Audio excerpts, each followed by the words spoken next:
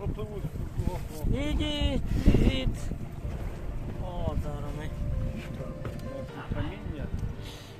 А, тут певне. А, це Ну, ця. човен дуже гарний. А що, його сюди прибило чи що? Його хвилею прибило, поняв. Але класний, класний. Борти розраховані на велику хвилю.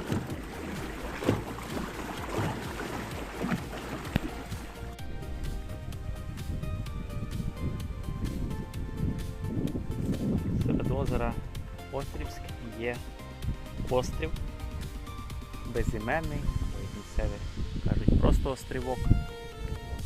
Площа його близько гектара.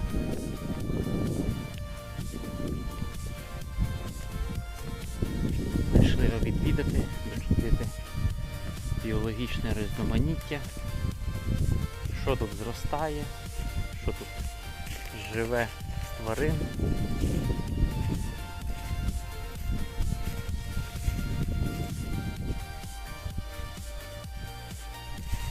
Перепад висот значний, оцінюючи з найвищою точкою. Напевно, найвища точка буде ось там. І рівнем води перепад десь близько 15 метрів.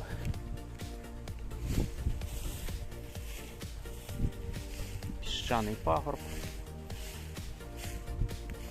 Ростуть берези.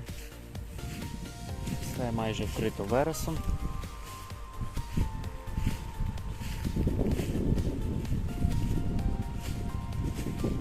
Трошки просохли берези.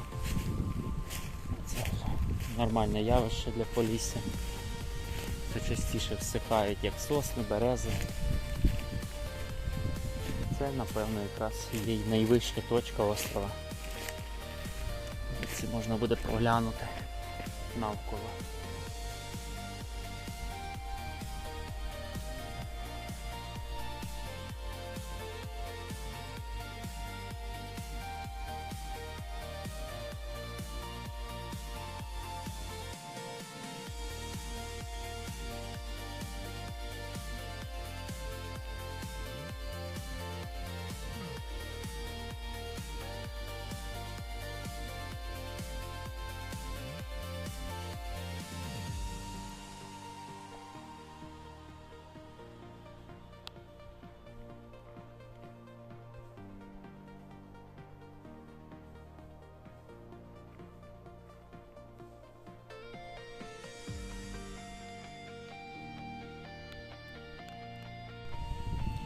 Це також присутня на острові.